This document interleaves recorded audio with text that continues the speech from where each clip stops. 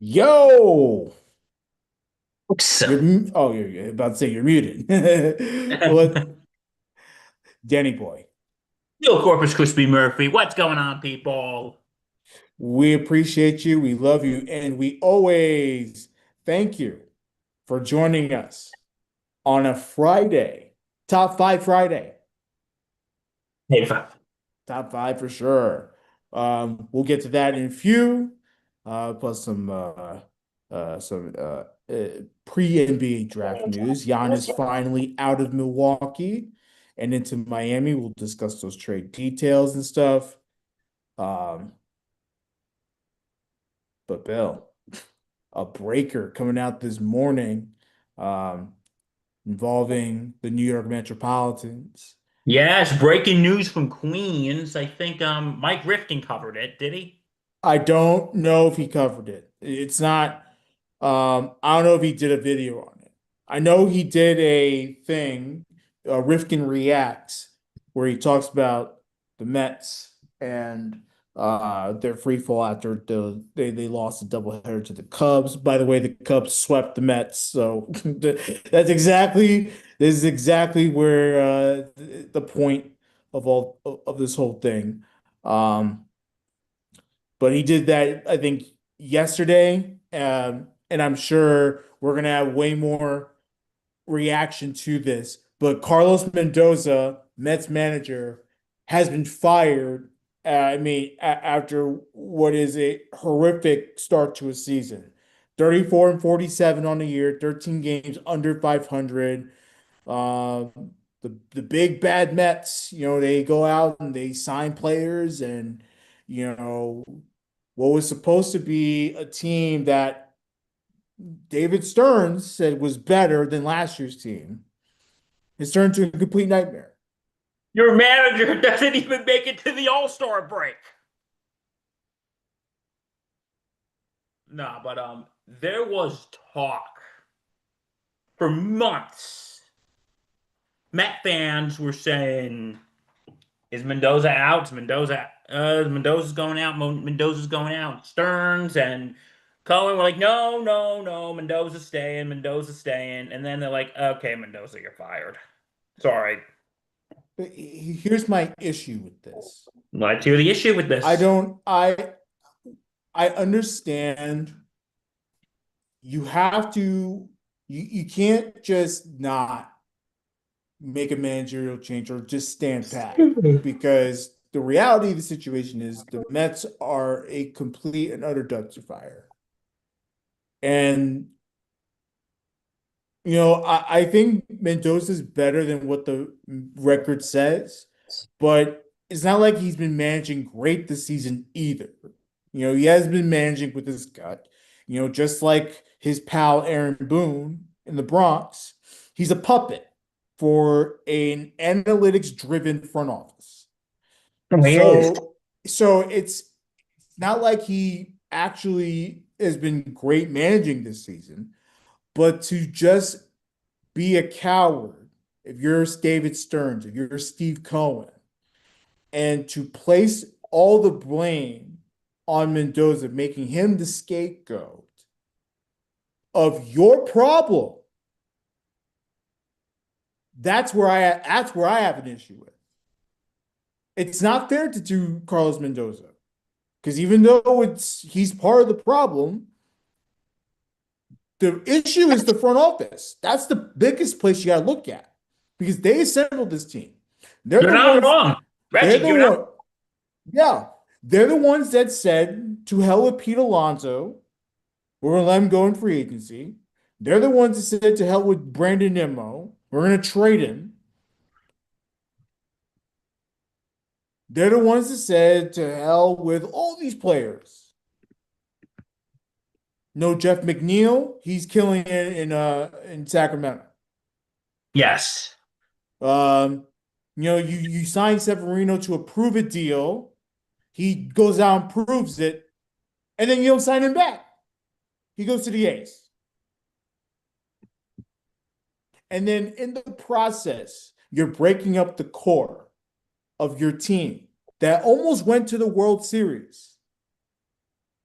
In 2024, yes. in favor of this crapshoot. And it's a disaster. And David Stearns, just like every big time front office, that has become this analytics driven nightmare with all these Harvard and these Ivy League grads running these front offices, thinking that they're smarter than the baseball fan. Now that's what I don't like about this analytical era, because when you screw up, whether it's Carlo Mendoza, Aaron Boone, whoever cares, and they try to justify something, goes, well, I knew it was a bad idea, but the nerds of the front office know best. Mhm. Do they know best, Reg? Well, clearly David Stearns is completely out of his league. He's treating this like Milwaukee, just like we all predicted that he would. And it's been a disaster. Look, if you look up and down the lineup, you look, Vientos horrible on the field. Beatty sucks. Bichette, I know he's been playing better of lately, but overall sucks. You know, Lindor just came back from injury, still making mental mistakes on the field, still isn't hitting well. Your best player is Juan Soto, who's hurt. Like all around. Look, the young players are doing fine. I like Ewing. I like Bench. He's doing great. But the rest of your lineup is a disaster. Your It is. pitching's a disaster too. You traded David Peterson. He was horrible. Kodai Senga, horrible. You don't DFA him. You keep running him out there. Yeah, no, this team has fallen apart, and not entirely,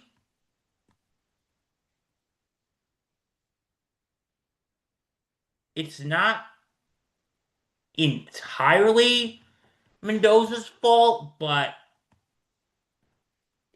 you know what? It's sad. It's sad. Mendoza, you can always come back to the Bronx. I don't know what role Aaron Boone's gonna have you on, but you can have a nice comfy spot. Yankees are at least in first place. And if I'm Carlos Mendoza, I'm having a party, to be honest with you. Like, you know, they're gonna make you the scapegoat, and you don't have to answer to this front office's dumb shit decisions. Well, bye. Yeah, I would be by Carlos. I would be if if I was Carlos Mendoza and I'm in that room with David Stearns and Stephen Cohen, I would say, "All right, guys, thank you for the opportunity. I'm not losing any sleep over this. Bye bye." Because of course they're gonna pin it on him. Okay, do we get a statement from Steve Cohen?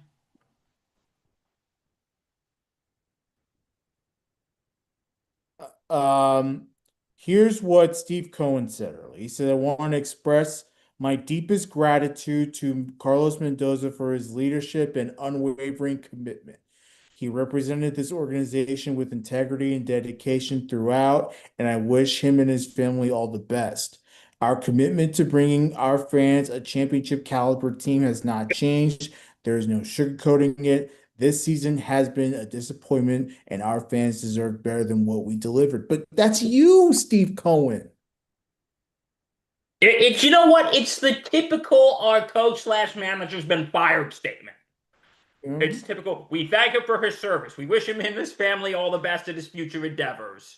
We're going to start a new he didn't say this, but we're going to start a new coach search immediately. We're all on board. Like that's basically the my our coach slash manager has just been fired statement. That's all it is.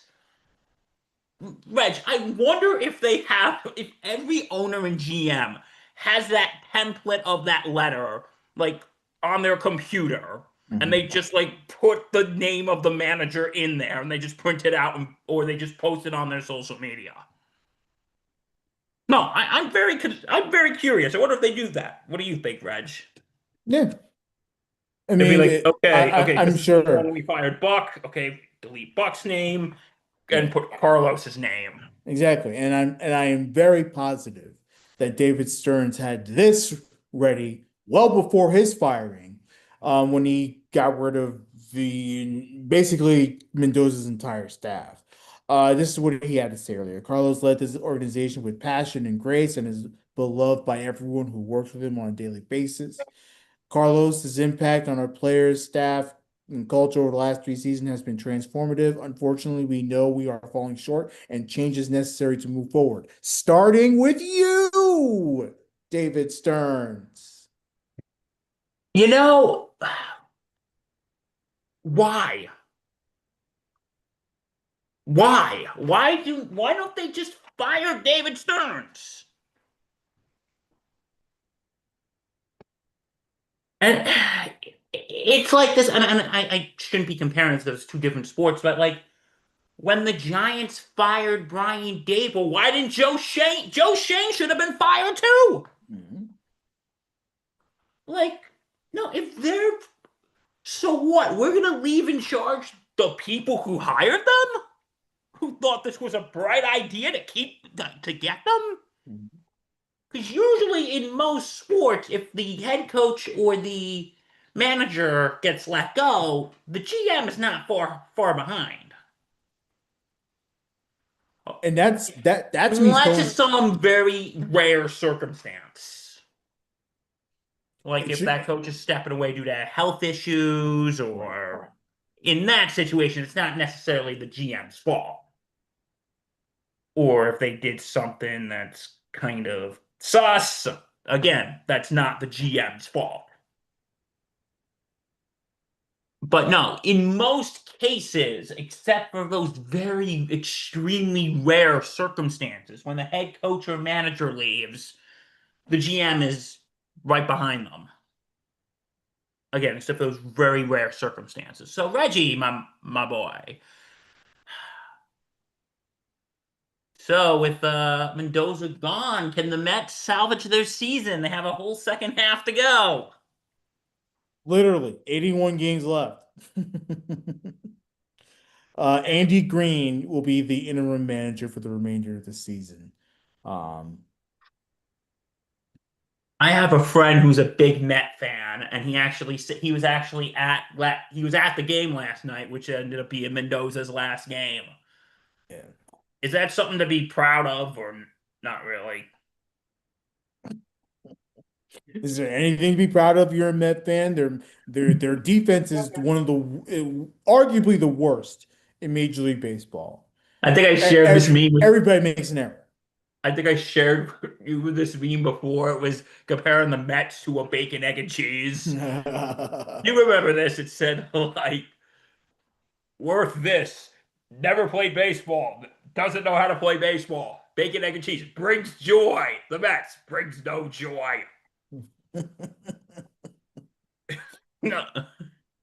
Well, at least there's one New York blue and orange team that's bringing New York joy, Exactly. The and it's brunt. not the Mets. Yeah, it's the Knickerbockers led by the Brunson egg and cheeses.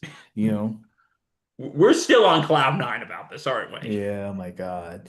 Did you see? I forget which game it was, which is game three of the series against the Cubs, or whichever one, where Devin Williams is pitching and the Met fans are chanting Pete Alonso.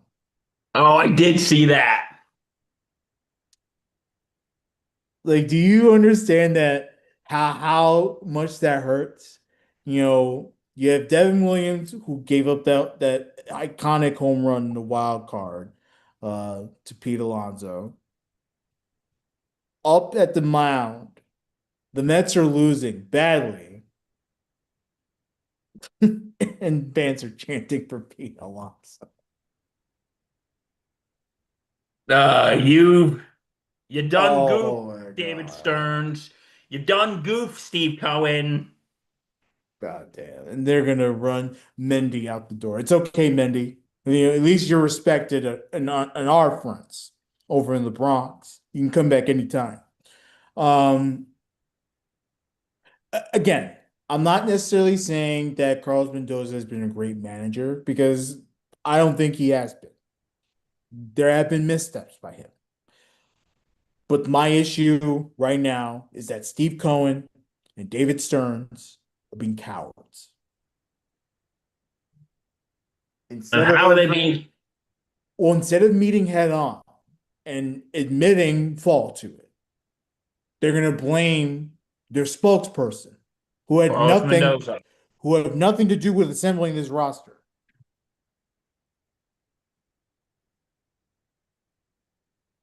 And like, listen, as you said, Carlos Mendoza is not innocent in all this either. But still, he's the least guilty of the three. There's a line here. There's a line.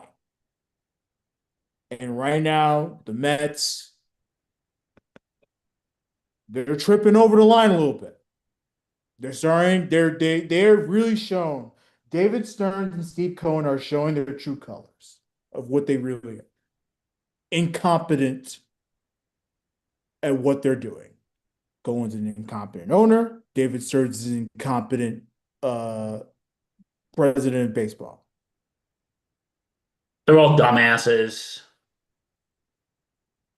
It is a shame that It's the a Mets fucking could shame. continue to run out this baseball club and expect better things to happen.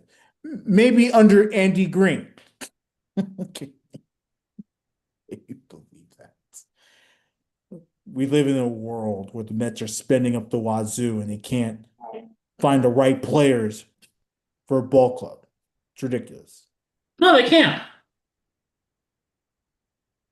And like I said, they bring us no joy. Mhm. Unlike a bacon, egg, and cheese, which brings us a lot of joy. Mhm. Too much joy. Hey, I'd rather have too much joy than absolute misery. Mhm. And that's what the Mets bring New York. Misery. Yeah. And this is coming from two, maybe we're a little biased, Reg, because we're Yankee fans. But well, I also wish Carlo Mendoza the best in his future endeavors. Mhm. Get away from David Stearns, get away from Steve Cohen. And again, they have that letter all printed out for the next guy. Watch. Yeah. That's how every firing statement is. We wish them they we thank them for their service. We wish them the best in their future endeavors. It's time for change. That's every statement when a coach gets fired. That's every single statement. Um, the only thing that changes is the name. So, all right. So big changes coming on in Queens. Yep. I know one person who is very thrilled besides Carlos Mendoza, David Peterson. He was traded to the Cubs on Thursday. He just walked to the different locker room and now is a part of winning ball club. So it's like, bye, bitches. Well, he got out of a mess, didn't he? Yeah, what a disgrace. Yeah, this team is a disgrace, and I blame Steve Cohen and David Stearns for this. You? Yeah. All right. So Horrible. moving right along, some big NBA news this week. Right before the draft. How about this? Giannis Antetokounmpo. I think I said that right. Finally, after many months and a year and a half of speculation, has finally been traded out of Milwaukee. And as I said at the top of the broadcast, he is going to the Miami Heat. It'll be him and Bobby Portis going to the Miami Heat. And in exchange, the Bucks received Tyler Hero, a plethora of other players. They did acquire the number 13 overall pick in this past draft on Tuesday, which they spent on Nate Ament out of Tennessee. And then a 2031 first round pick, a 2033 first round pick, a first round swap in 2030, and a 2033 second round.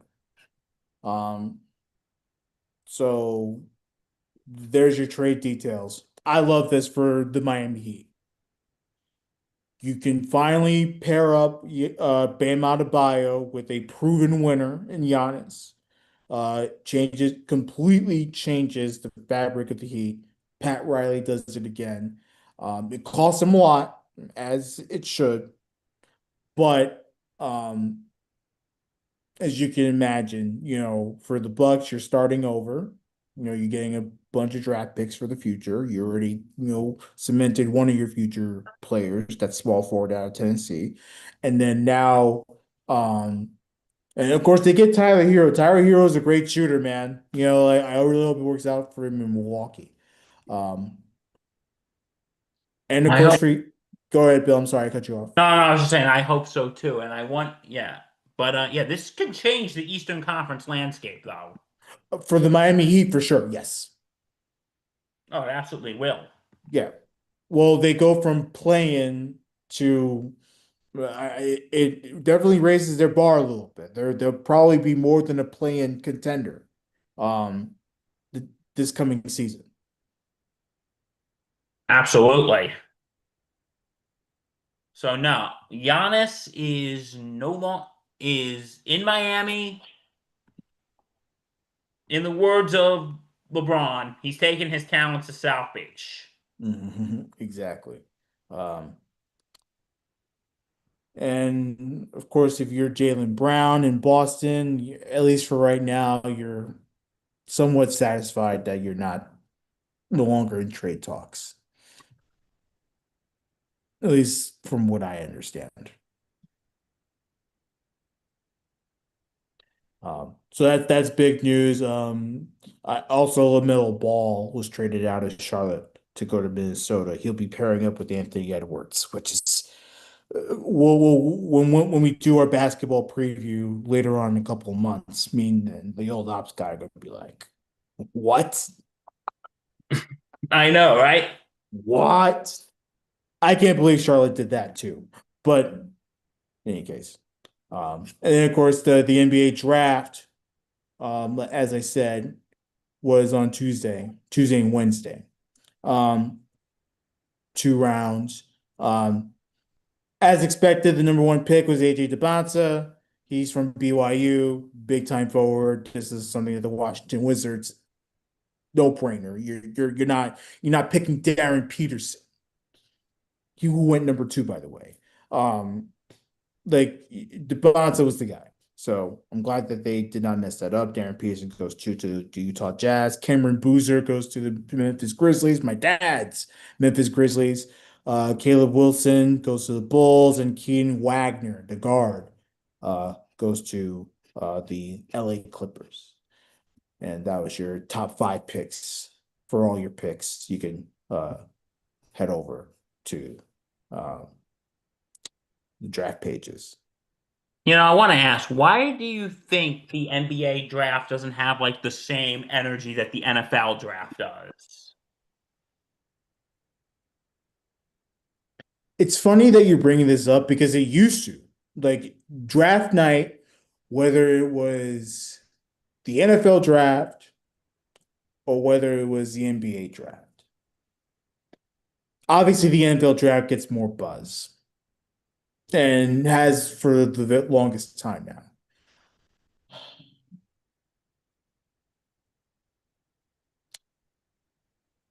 My guess is because of all these one and dones, and now, of course, the NIL money and whatever, like mostly because of the one and dones. I feel like you're not really watching these players develop as much as we used to. Like, in football, you're in college for what? At least 3 years, 4 years if you're redshirted. Yes. So, at least we get to watch quarterbacks and linebackers and wide receivers develop and play. Also, the popularity of college football is massive. So we get to watch all these future NFL pros and all that stuff, all these future stars develop in real time. Whereas in basketball, there's too many one and dones here. Obviously we're watching them develop, but their development doesn't come until they get to the NBA. Oh, that's a fair point. So I may be looking at this the wrong way, but that's, in my opinion, part of the problem. That could be part of the problem. I've always said this. I think we need to, and I know the LeVar Ball tried to do this, didn't quite work out. Um, I think there needs to be a true, I know, and again, the G League is fine, but I think there needs to be like a true minor league system in the NBA where players can sign a contract out of high school, go immediately to the pros, and develop. Again, the G League is there, it's doing great, but the G League doesn't really produce a lot of stars. A lot of the stars are going to college because of the NIL money.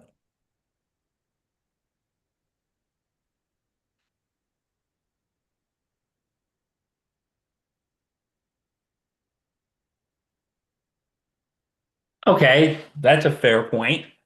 Now, it's Friday. Guess what time it is? Top five. Top five! Yes, we Because still can't afford to do the music. can't afford the music. Top five is how we're Top gonna do it. five! Well, we got an interesting one today, don't we? In honor of the NBA draft, Billy Boy.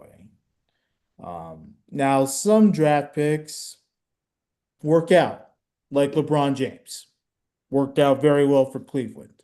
Yes, Even though he didn't win a title with them until his second stint, it still worked out for Cleveland for it seven still worked years. out. Like they made it to the finals. They had a good playoff run and stuff. Obviously Kobe Bryant is another one that we look to as like successes in the draft. For this top five, it's all about the bust in the draft space. NBA, NFL, you pick and choose how you want to do it. I'm gonna start off. All right. Um, my number five, if you're talking about draft bust, I gotta go with nothing. I wouldn't say that. I'm gonna go with Markelle Fultz at number Okay. five. He went to the Sixers as the number one overall pick, highly touted out of college. It was that infamous draft with Lonzo Ball. That was the first go around of the big baller brand, LeVar going crazy about his kids. Oh, they're gonna be the next NBA superstars and everything. Um, well, before Lonzo was taken, it was Markelle Fultz. And, again, great, solid college career, amazing shooting mechanics. But, it's a nerve condition that disrupted his growth and never really materialized into the player that he was supposed to be and is now stuck in the G League. So, Markelle Fultz, number five. All right. My number five, Reggie, I'm sure you remember this one. Let me jog your memory. The year was 2014. Mm-hmm. We had it was right after we had finished Dutchess Community College for that year, and Yep. there was a certain quarterback who was a Mm-hmm. Heisman Trophy winner who was getting some Mm-hmm. serious hype. Mm-hmm. And that was Johnny Manziel, Mm-hmm. Texas A&M. For those of you who don't remember, Johnny Manziel was supposed to be like the next big thing. Yep. Johnny Football, and Yeah, so, Heisman winner, all that stuff. and somebody had said to me, "Bill, he's overrated," and I laughed in his face. He's gonna be something. And then remember draft night, we all thought he was gonna go in like the first five, if not the first. That he was Mm-hmm. either gonna be in the first five or the first 10. Yep. Remember that? Hmm. And you, me, Patchman, and our dear friend who we miss very much, Eric Ford. Hmm. Eric, we miss you, buddy. Come, Come on. The come back door's open. anytime, man. Come back anytime, bro. The door's I open. swear, I swear to you, the Jets are gonna have a great season. Shh, don't bring his hopes up. I think he's already permanently just meh. They suck. Yeah. But we were texting each other. You remember this, Reg? The Yeah. three of us, the four of us were we were like in a group chat, and we're like, "All right, Manziel hasn't been picked yet. What do you guys think? Is he going to the next pick? He's going to the next pick." And I remember I like knocked out for a bit. I fell asleep, and I woke up, and they're like, "Manziel is still on the board." If we were to play a drinking game of every time Manziel's name was mentioned or they showed him, we'd be dead of alcohol poisoning. And I'm like, wait a minute. He still hasn't been picked. Like I dozed off for like a good solid 45 minutes, maybe an hour. I'm like thinking he hasn't been picked yet. Hmm. And It was, then yeah. and then in the 22nd pick of the first round of the NFL draft, the Cleveland Browns select Johnny Manziel, quarterback, Texas A&M. Hmm. I'm like, okay, and then what happens? He spends what, 2 seasons there? And in a preseason game, he got he got fined 12 grand for flipping someone the bird Right. in a preseason game. And then his performance was just in this was just horrible. And in when he made his first NFL start in week 15 against the Bengals, they lost 30-0.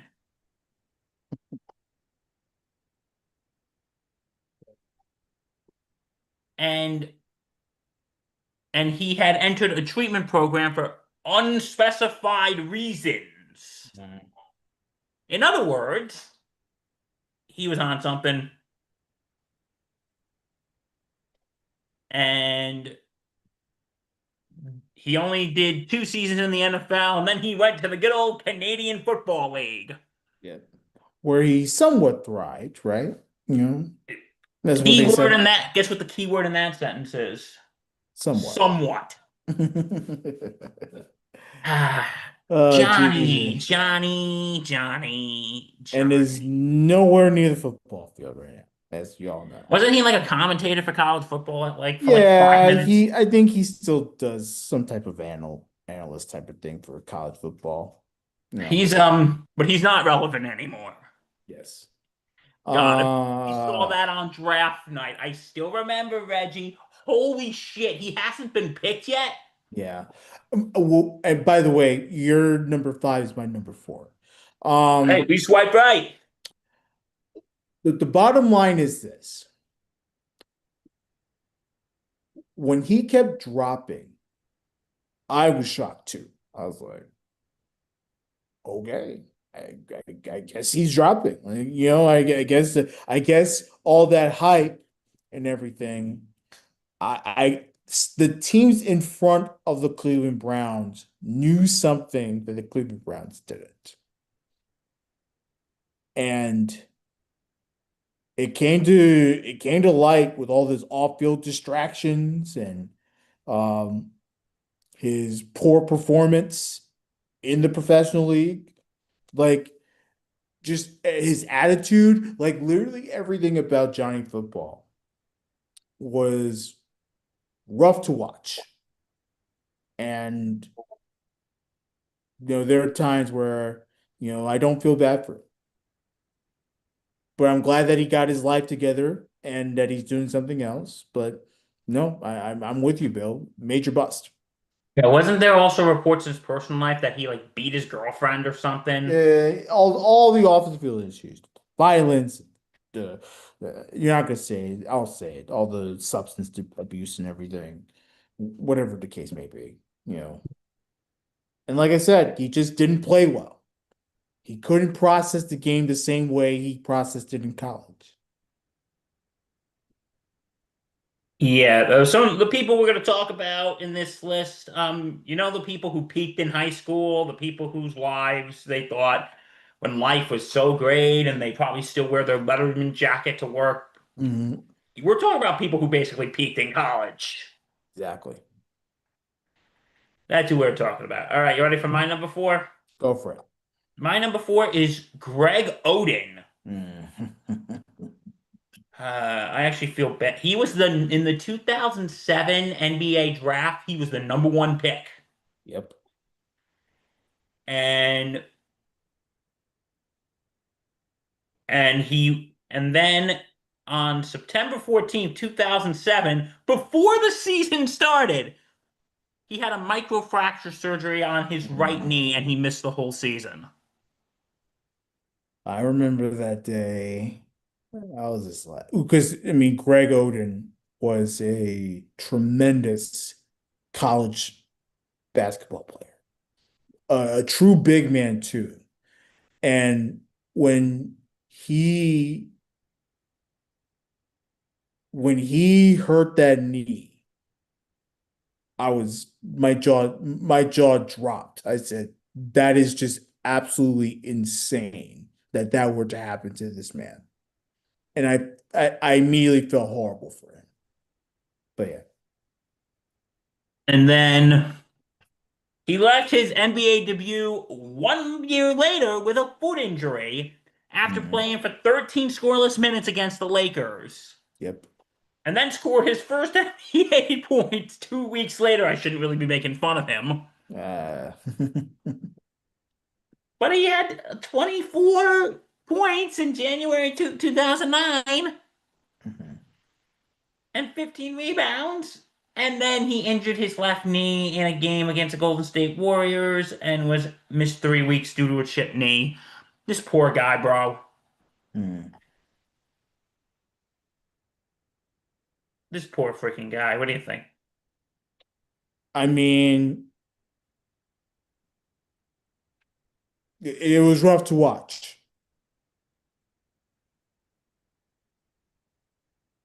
It was really rough to watch. It was rough to watch. You know who else was rough to watch? My number three, draft bust, also in the NBA. Hashim the Beat. I remember this kid in UConn was a shot blocking machine, another true 7-footer big man, who was just all over the floor, outrageous down low, really, really tough to get past. Came to the NBA with the Oklahoma City Thunder, and averaged a measly 2 points, about two rebounds, and not even a block. This kid was so slow that even a turtle could beat this guy in a race. He was so slow. It was rough to watch him. Now, luckily for him, the Thunder were actually, you know, not that bad. By the way, he started off his career with the Memphis Grizzlies. His career in Memphis was terrible. Like it just didn't translate well. Um, so uh, yeah, Hashim the beat UConn legend. My number three is okay. This just shows you when you really think you're just way too damn confident.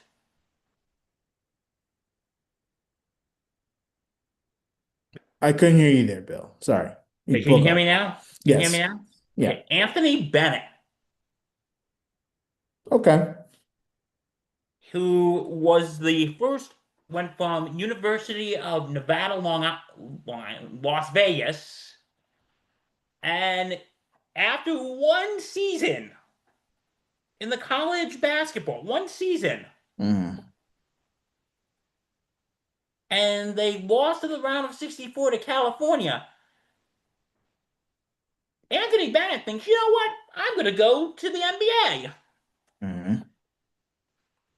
And he was the first overall pick by the Cleveland Cavaliers, making him the first Canadian to be selected in the NFL draft, in the NBA draft. Mhm. And he had multiple mediocre performances in his rookie season and was ranked as one of the worst first overall picks in recent memory. He did not score a field goal until his fifth NBA game. Mhm. And then he went to the Timberwolves. He went to the Timberwolves, and yeah, he kept getting injured. Yeah, this guy ended up being a total joke. Went to the Raptors, then went to Brooklyn, and then went to he played a league. He played a year in Fenerbahce, which is the Turkish basketball super league. Mhm. This poor guy. So yeah, then he went around playing with other teams, and now he's on the Al Namja of the Bahraini Premier League.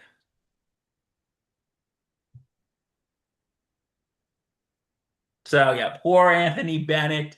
Poor Anthony Bennett. He goes from the first overall pick to playing just around the world in the worst way possible. So yeah, that's my number three, Anthony Bennett. All right, Reggie Mhm. boy, what's your number two? Brant Richardson, running back. Also, Cleveland Browns, eventually with the Indianapolis Colts. Um, Remember, highly touted prospect, can't miss running back. Yes. Oh my God. Wasn't as explosive when he got to the NFL. And uh was rough to watch at times. No explosiveness, lack of vision, just everything about him was just rough to watch. He's my number two. All right. My number two. The year was 2007. Hmm.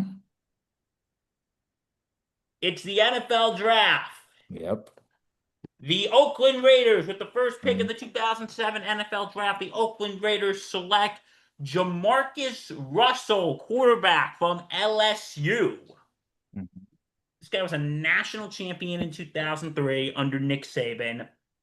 And now, and then gets drafted to the NFL, and it already went off on a weird start. They didn't reach a contract agreement with the Raiders. Russell held out through training camp into the first week of the 2007 NFL season, where Yep. he signed a 6-year contract up to $68 million. Yep. And and then on December 2nd, 2007, he made his first professional appearance against the Broncos.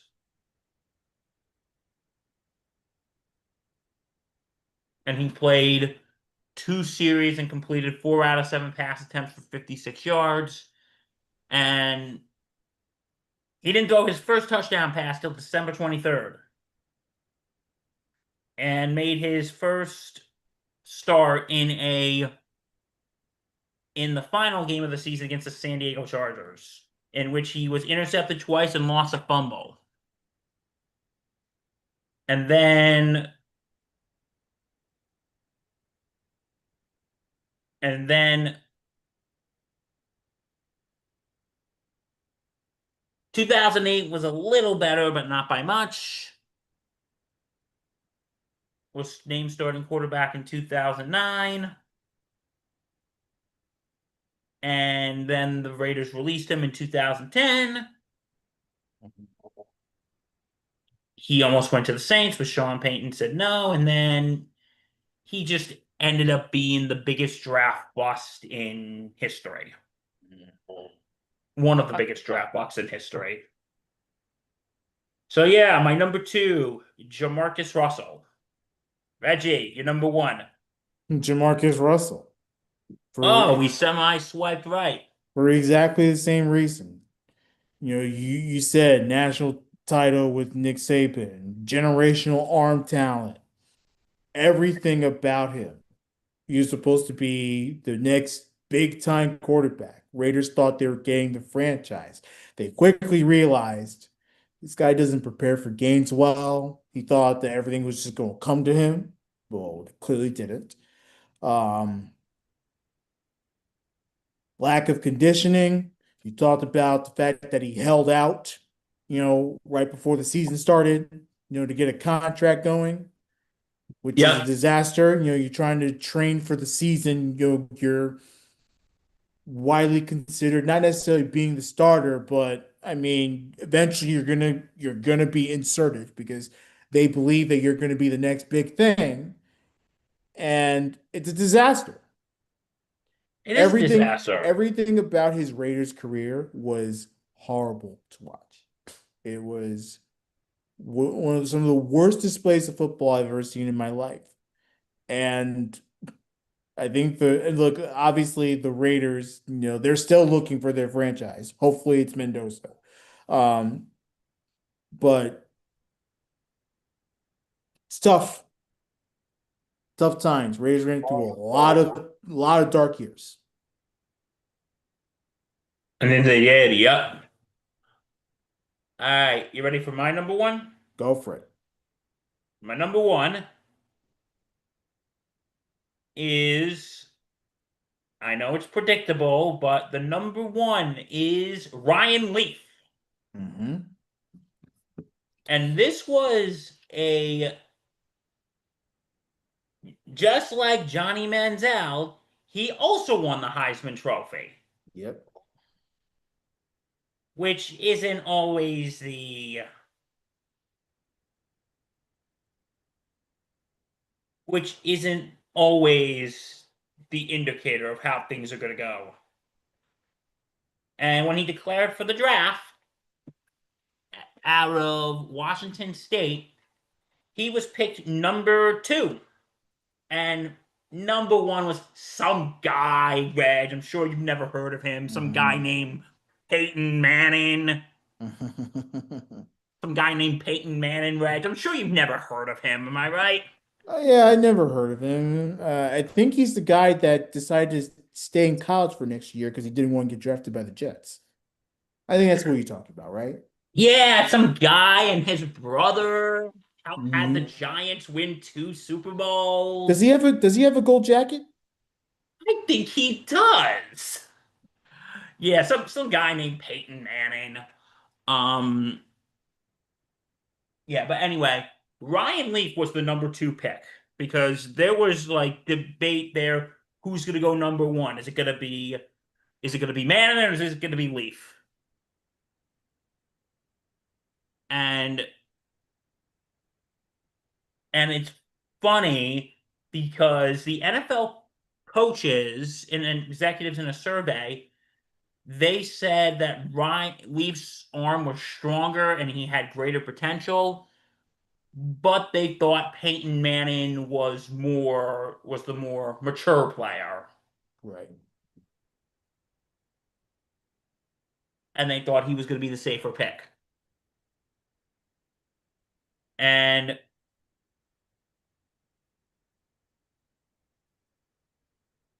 and then of course they and of course the Colts selected Peyton Manning, and then number two the the Chargers selected Ryan Leaf,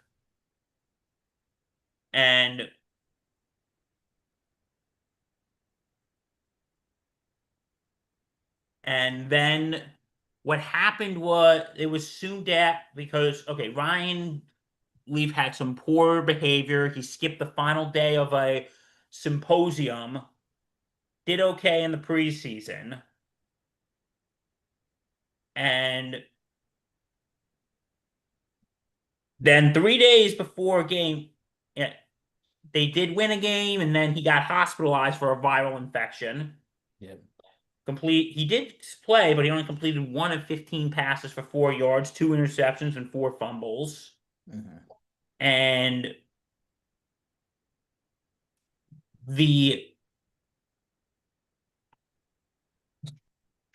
and he was banned from a college bar for splashing a group of students with a pitcher of beer. And then the next week, Leaf was benched for the rest of the season. Yep. And he just got had a lot of problems with the media. And then the next season, he had a shoulder injury. Yeah, a shoulder injury. Yep. And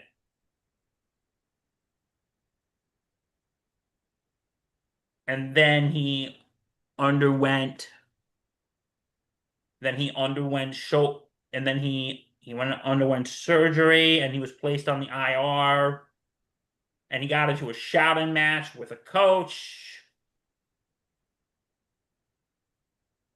Dude, this guy's a freaking basket case. So much of a basket case that years later the Chargers were back in the running for a quarterback.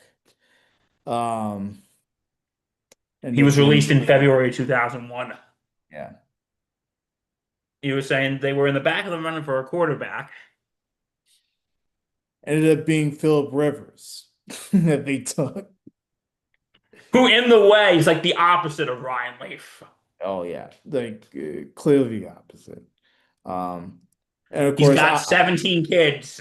yeah, and obviously that was the infamous. Oh well, I wanted Eli, but Eli didn't want to go to San Diego, so he wanted to go to New York, whatever all that bullshit was. Yeah, then Leaf went to Dallas. Yeah, Oh, well, no. First he went to Tampa Bay, and Tampa Bay was like, "We don't want him."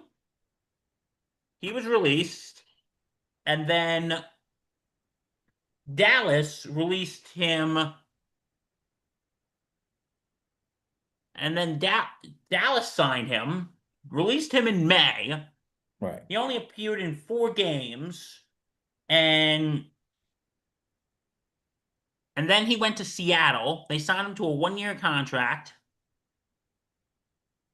and then he just he was having problems with his wrist, and then he just left. He was, and then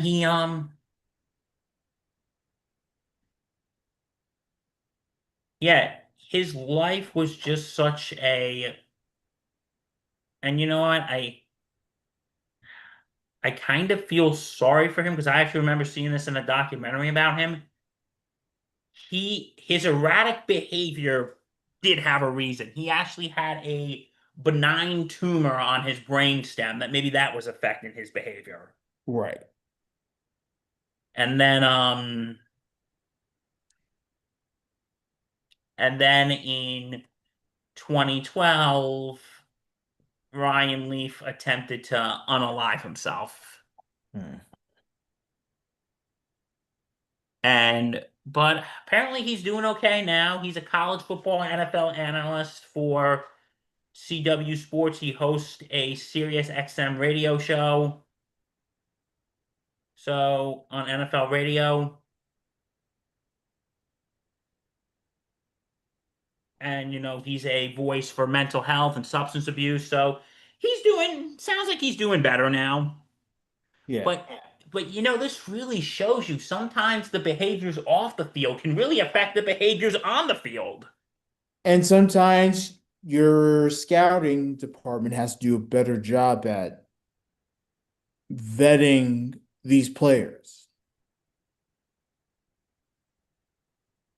And Ryan Leaf was, they were talking about he was going to be a generational talent. It was between him and Peyton Manning. Oh yeah. And they say one of them's going to go one, the other one's going to go two. And everyone, because most executives thought that Leaf was going to go first because he had greater potential. But there were people who thought, yeah, but we think Peyton Manning's a little more mature. Mhm. And it looks like maturity beats potential. So, yeah, my number one, Ryan Leaf. Top five on a Friday. Top five on a Friday. Well, folks, we made it through another one. Maybe do another one, Bill. Yes, we did. If you like what you, Uh, I'm sorry, go ahead. I was about to say for more I'm sure Rifkin and Halpern they'll have their say on Mendoza. If not soon, definitely Sunday. Go ahead, Bill. Sorry. If you want to see more, and why wouldn't you? Because isn't this content amazing? It's great. It's the best in the world. Go to www.thesportsinsanitynetwork.com. Check out our blog. Check out our podcast available on all platforms. Don't forget to check us out here on YouTube. Like, comment, subscribe, and hit that bell. And Uh, don't and we will get you a Bombers banter sometime next week. we'll let you know when we're live. Obviously, stay tuned. If you're subscribed and you have the notifications, you'll know when we're live. So, but we appreciate you. We love you. We always thank you. Adios. We'll talk to you next time. Yeah, stay safe and take care. Have a good weekend, folks. We'll see you Monday. Peace and love.